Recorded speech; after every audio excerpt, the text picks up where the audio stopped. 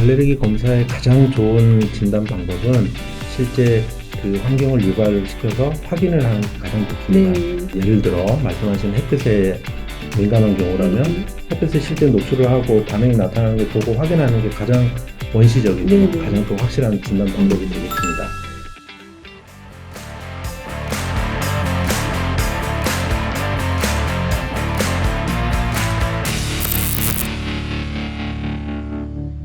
안녕하세요.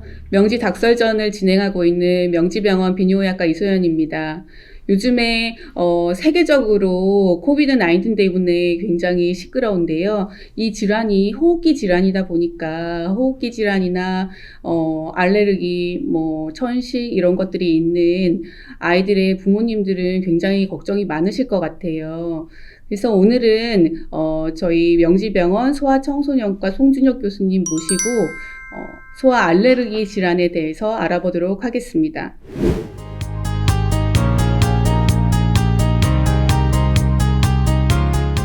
네, 안녕하세요. 네, 교수님. 안녕하세요.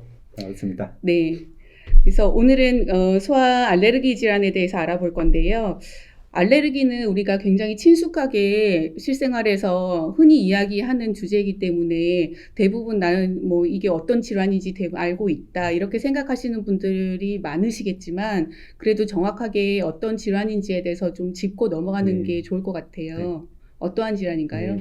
알레르기 질환이라는 것은 일종의 면역 반응입니다. 그래서 어떤 원인 물질이 있을 때 우리 몸이 그것을 너무 과도하게 면역 반응이 일어나서 결국은 우리 몸에 해로운 반응이 나타나는 것을 알레르기라고 하는데, 이 알레르기는 이제 일종의 현상을 얘기하는 것이고 그게 어떤 장기에 어떻게 증상이 나타나느냐에 따라서 이제 질환이 분류가 되게 되겠습니다. 그래서 코에 반응이 나타난다면은 알레르기 비염이 되고, 기도 쪽, 숨 쉬는 쪽으로 반응이 나타난다면은 천식이 되겠고요. 네. 피부 쪽에 나타난다면 아토피 피부염이 되겠습니다. 네. 그래서 알레르기는 좀 특이하게 이제 그 하나의 어떤 원인 물질이 여러 가지 증상, 아까 얘기 드렸던 코 증상, 비염이라든지 천식이라든지 아토피 피부염으로도 나올 수가 있고, 또 경우에 따라서는 그 여러 가지 원인 물질이 하나의 증상으로도 나타날 수가 있습니다. 그리고 또 특징적으로 알레르기 증상은 이런 하나의 그 증상들이 여러 가지 증상들이 이렇게 순차적으로 한 사람에게 하나씩 나타나기도 하고, 경우에 따라서는 한꺼번에 나타나는 경우도 있습니다. 그 부모님들이 항상 궁금해 하시는 게 이게 유전이 되는 건가요? 우리가 어떻게 잘못해서 애가 이런가요? 하고 궁금해 하시는 게 많을 것 같아요. 그래서 이런 알레르기 질환의 원인은 어떤 것들이 있을까요? 알레르기 질환의 원인은 유전적 요인과 환경적 요인이 함께 작용을 하겠습니다. 그래서 유전적 요인이라 하면 결국 가족력을 얘기하는 것인데, 가족력이 있는 경우에는 알레르기 질환이 많게는 60에서 80%까지 더 많이 발생할 수가 있습니다.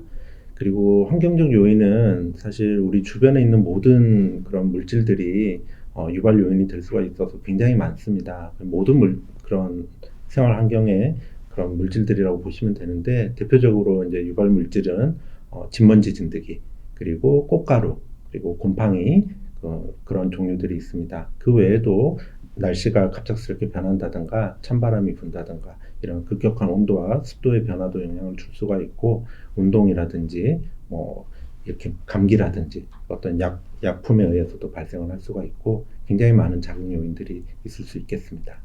네.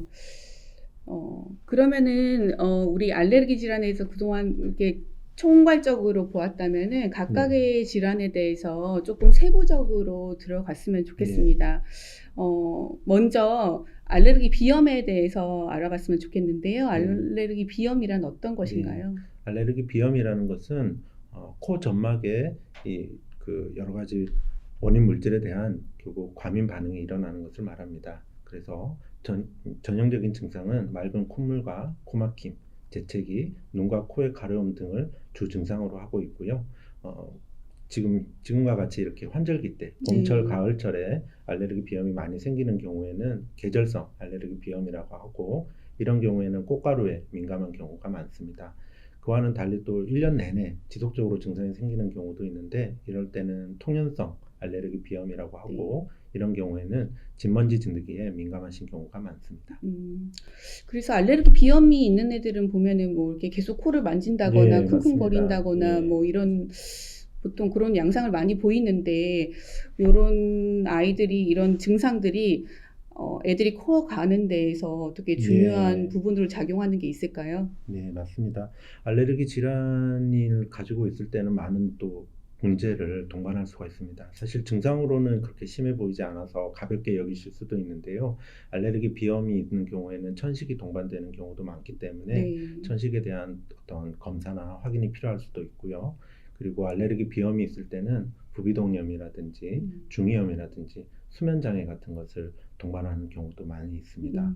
또 특히 어릴 때부터 이렇게 만성적인 코막힘이나 코가 막히니까 입을 벌리고서 숨을 쉬게 되는데 그런 경우에는 이런 안면의 골 근육의 발육이 좀 이상해지고 또 치아의 부정교합도 생길 수가 있기 때문에 심한 경우 같으면 얼굴형도 달라질 수가 있기 때문에 굉장히 중요하겠습니다. 또 네. 특히나 이렇게 알레르기 비염 같으면은 이렇게 수면 장애도 일으킬 수가 있는데 그것이 학습 장애로도 이어지고 또 특히 네.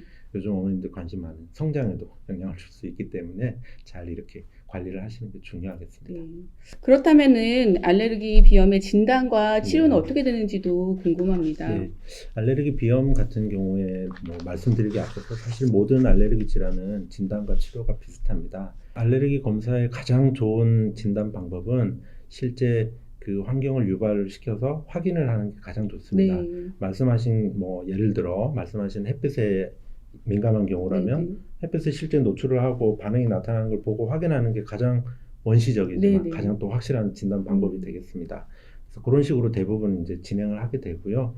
뭐 이제 그런 원인 항원에 대한 그러니까 원인 알레르겐, 원인 물질에 대한 검사를 하기 위해서는 이제 그 피부 시험 검사를 하거나 또는 피 검사를 통해서 하게 되는데 각각의 사실은 장단점이 있습니다. 예를 들어 피부 시험 반응 같으면은 실제로 이렇게 우리가 직접적으로 피부에 대고 이렇게 항원을 투여하고 바늘로 찌르는 검사를 하는데 빨리 볼 수 있는 장점도 있고 네. 가격도 비교적 싸고 장점이 있지만 실제 인체에다 하다 보니까 아무래도 좀 아이들 같으면 특히 바늘로 찔러야 되고 그렇죠. 하니까 네네. 그런 문제도 있고 또 실질적으로 또 그걸로 인해서 알레르기 반응이 생길 수도 있는 그런 좀 약간 위험할 수도 위험도와 있겠네요. 단점이 네. 있습니다. 반면에 피 검사를 통해서 하게 되면은 시간은 좀 오래 걸리는 단점이 있고 가격도 조금 비싸지만 대신에 이렇게 피 검사를 통해서 한 번에 딱 할 수가 있는 편리함도 있고 네네. 또 그런 또 정량적으로 수치가 나오고 하기 때문에 그런 장점도 있습니다. 그래서 그런 장단점을 잘 비교를 해서 네. 그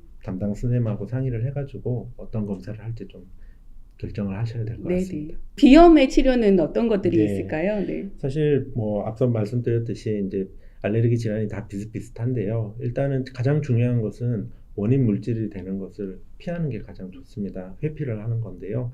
그걸 위해서는 이제 환경 관리가 필요하겠고요. 그다음에 이제 약물 치료를 하기도 하고 면역 치료를 하기도 합니다.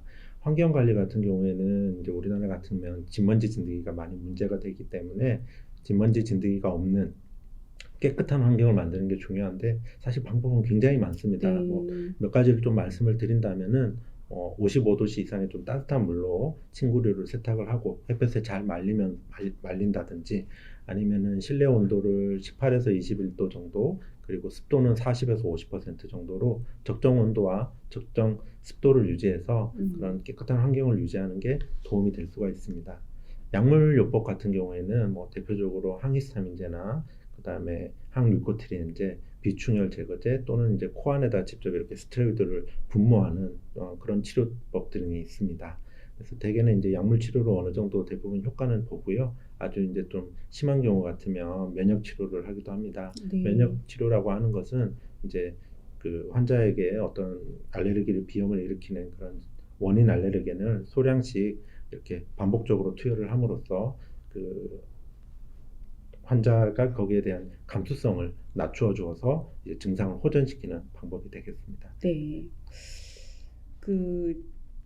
저도 이제 진료를 받아보면 어린이들이 가끔 오는데 네네. 전혀 뭐 제 분야랑 관계는 없는데 엄마들이 이것저것 여쭤보시거든요. 그래서 뭐 이렇게 알러지가 있는 애들은 항히스타민제를 예. 계속 먹어도 예, 되는지 예. 뭐 이런 것들이 위험하진 않은지 예. 이런 것도 조금 네. 물어보시는 분들도 있어서 맞습니다. 예. 실제 이제 알레르기 질환 같은 경우에는 약을 좀 오래 쓰고 길게 좀 관리를 해야 되는 경우들이 많기 때문에 그 부분에서 좀 환자나 보호자분들이 좀 부담을 많이 느끼시고 실제 또 약을 드려도 좀 제때 안 먹고 이런 경우도 네. 많습니다. 근데 항히스타민제 같은 경우에는 물론 그것도 각각의 약의 뭐 부작용도 있고 물론 있습니다만 사실 실질적으로 장기적으로 사용해도 대개는 큰 문제는 없고요. 뭐 항유코트리엔제도 마찬가지고 일반적으로는 크게 문제는 없기 때문에 너무 걱정은 안 하셔도 되고 증상에 따라서 이제 저 같으면 증상에 따라서 약을 좀 늘렸다가 줄였다가 또 때로는 끊기도 하고 그런 경우를 다 이렇게 조절을 하기 때문에 그때 상황에 네네. 맞추어서 약을 조절을 하셔야 될 것 같습니다. 네네. 보시는 선생님하고 잘 네, 상의하시면 네, 맞습니다. 잘 네. 조절해가는 병이라고 생각해야지 되겠네요. 그렇죠. 그죠? 네. 예, 맞습니다. 아토피 피부염은 앞서 말씀드린 감염증의 특징이고 또 연령에 따라서 발생하는 부위가 굉장히 특징적으로 있습니다. 그래서 2세 이하 어린아이들 같으면 이제 얼굴에 많이 발생을 하게 되고 2세 이상의 아이들에 대해서는 이제 팔이 접히는 부분, 네. 신체에 접히는 부분에 피부 증상이 많이 발생을 하고